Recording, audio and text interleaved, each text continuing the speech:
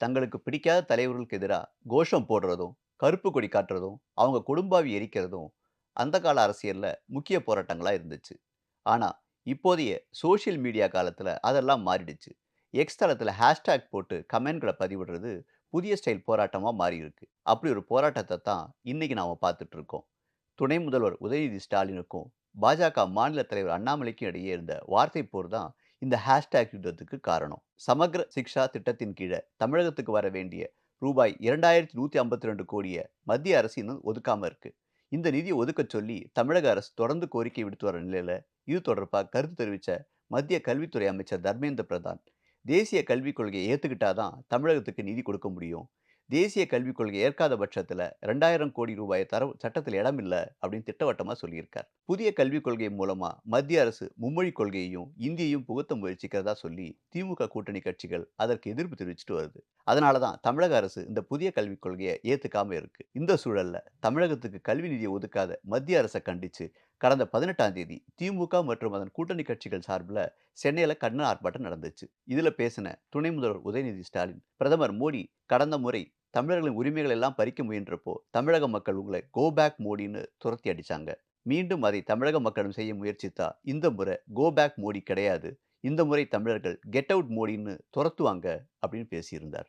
இதைத் தொடர்ந்து 19ஆம் தேதி கரூரில் நடந்த பொதுக்கூட்டத்தில் பேசின பாஜக மாநில தலைவர் அண்ணாமலை, உதயநிதி ஸ்டாலின் சரியான ஆளா இருந்தா அவர் வாயிலிருந்து கெட் அவுட் மோடின்னு சொல்லட்டும். உதயநிதி வீட்டுக்கு வெளியில பால்டாயில் பாபுன்னு போஸ்ட் ஒட்டிட்டு வருவேன்னு பேசியிருந்தார். துணை முதல்வர் உதயநிதி ஸ்டாலினும் இந்த விஷயத்தை லேசில் விடல. அண்ணாமலை பேசினதை பத்தி செய்தியாளர்கள் கேட்டதுக்கு, போஸ்டர் ஒட்டுறதெல்லாம் ஒரு பெரிய சாதனையா? மத்திய அரசுகிட்ட கேட்ட நிதியை வாங்கி தரதுக்கு துப்பு இல்ல. இவங்க சவால் விடுறாங்க. அண்ணாமலை பிரச்சனையை திசை திருப்ப பார்க்கிறார். அவரை வரச் சொல்லுங்க. இன்னைக்கு இளைஞரணி நிகழ்ச்சி இருக்கு. அது முடிஞ்ச உடனே வீட்ல தான் இருப்பேன். ஏற்கனவே அண்ணாமலை அறிவாலயம் பக்கம் ஏதோ செய்றதா சொல்லியிருந்தார். முடிஞ்சா அவர் அண்ணா சாலை பக்கம் வரச் சொல்லுங்க. தைரியம் இருந்தார்ன்னு சொன்னார்.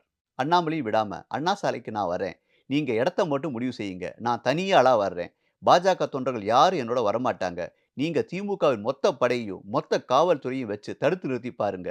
நேத்து நான் பேசினதிலிருந்து எப்பவும் பின்வாங்க போறதில்லன்னு சொல்லியிருந்தார். உதயநிதி ஸ்டாலின அண்ணாமலை வம்புக்கு இழுத்ததால கோவமான திமுகவினர் நேற்று எக்ஸ் தளத்துல கெட் அவுட் மோடிங்கிற ஹேஷ்டேக்க ட்ரெண்டிங் செஞ்சாங்க. இதனால கோவமான அண்ணாமலை, திமுக ஐடி விங் மற்றும் அரசு இயந்திரங்களை பயன்படுத்தி எக்ஸ் தளத்துல கெட் அவுட் மோடின்னு ட்ரெண்டிங் செஞ்சிருக்காங்க. ஸ்டாலின் தமிழகத்தை விட்டு வெளியேறணும்னு கெட் அவுட் ஸ்டாலின்ங்கிற எக்ஸ் தளத்துல பதிவிட போறேன்.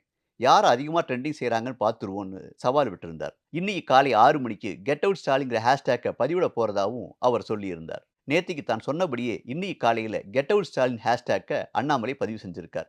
இது தொடர்பான பதிவுல, ஒரு குடும்பத்தின் ஆதிக்கம், கரைபடைந்த அமைச்சரவை, ஊழலின் மையம், சட்டம் ஒழுங்கு சீர்கேட்டை கண்டுகொள்ளாமல் இருப்பது, தமிழகத்தை போதைப்பொருள் மற்றும் கள்ளச்சாராயத்தின் புகலிடமாக மாற்றியது, கடனாளி மாநிலமாக்கியது, சிதிலமடைந்த கல்வித்துறை, பெண்கள் மற்றும் குழந்தைகளுக்கு பாதுகாப்பில்லாத சமூகம், சாதி மதத்தை வைத்து பிரிவினைவாத அரசியல் செய்வது, மக்களுக்கு நல்லாட்சி வழங்க தவறியது, தேர்தல் வாக்குறுதிகள் நிறைவேற்றாது என்றிருக்கும் திமுக அரசை மக்கள் விரைவில் அப்புறப்படுத்துவார்கள்னு குறிப்பிட்டிருந்தார். இதைத் தொடர்ந்து இன்னைக்கு காலையில இருந்து கெட் அவுட் ஸ்டாலின்ங்கிற ஹேஷ்டேக்கும், கெட் அவுட் மோடிங்கிற ஹேஷ்டேக்கும் எக்ஸ் தளத்துல வேகமா ட்ரெண்டிங் ஆயிட்டு இருக்கு. மக்கள் முன்னேற்றத்துக்காக அறிவியலை பயன்படுத்துறாங்களோ இல்லையோ, அரசியல் சண்டைக்காக இதை அரசியல்வாதிகள் நல்லாவே பயன்படுத்துறாங்க.